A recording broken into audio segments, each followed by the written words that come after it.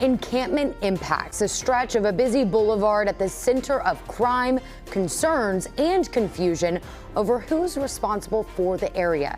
Thanks for joining us on this Monday night. I'm Hunter Sowards. And I'm Marley Ginter. That problem plaguing an apartment complex in Sacramento County. It's along Highway 99 on West Stockton Boulevard, right where you're looking. This is near Bruceville Road and Cosumnes River Boulevard. If you've ever been in that area, it's right where Elk Grove, Sacramento, and the county of Sacramento all intersect, causing confusion over who's responsible. So here to cut through that confusion, your reporter Madison Keevy covering Sacramento. She's joining us in the studio with Madison. These concerns after the clear out. Right, Hunter, we've been out for answers since a CBS 13 viewer sent us their concerns.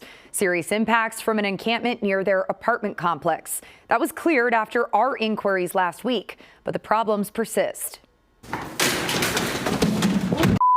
Video of an apartment complex employee attacked by a woman who stole an iPad from the front office. An unhoused man breaking into a resident's car. So day to day, it's multiple complaints from residents. Dozens of incidents that span 2 years at the landing at College Square on West Stockton Boulevard. The property's community manager shows me what's left of a mattress burned down to the metal in an overnight fire. Just last night, the trash enclosure was set on fire. This complex sits in the middle of a hotbed for homeless activity. This video from the end of February. Sacramento's incident management team has been deployed to this area nearly every week for the last year. It's not on their front door, so it's not going to be their priority. We were here about a week ago, and people in an encampment that just ran right off of Stockton Boulevard were told they had to leave, and they have. But after talking to the manager at the apartments across the street, the problems did not go with them. My main lines in the front, the unhoused decide to take baths in them. So when they cut those lines, no one in my property had water. It cost me almost $27,000 to fix it and to put 2 cages on that. How are your residents responding to these issues? They're moving out. I get notice to vacate more than I can even keep up with. We took these concerns to the city of Sacramento. They told us, quote, "What makes this area especially challenging is that it contains multiple large open spaces that fall under a patchwork of jurisdictions, including private property and public property managed by various governmental agencies, such as the City of Sacramento, County of Sacramento, the City of Elk Grove, and Caltrans."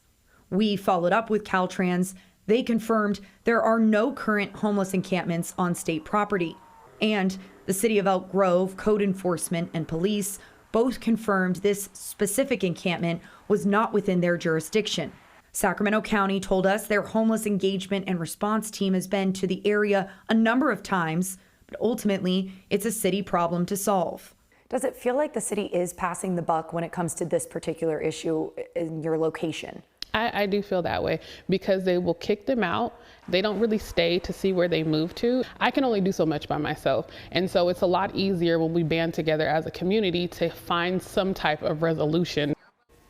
The city's incident management team confirmed to me that the encampment would be cleared out last week. We were there when it was. But what we don't know is how many received services or housing from that. Well, I find it so interesting, too, to see that it takes somebody like that property manager trying to figure out what to do, find those solutions. You heard her talk about banding together. I mean, what are they doing to try and help this problem? Right. That is, her big question. She organized a town hall and then invited city leaders to hear directly from residents. And there's another one set for later this month.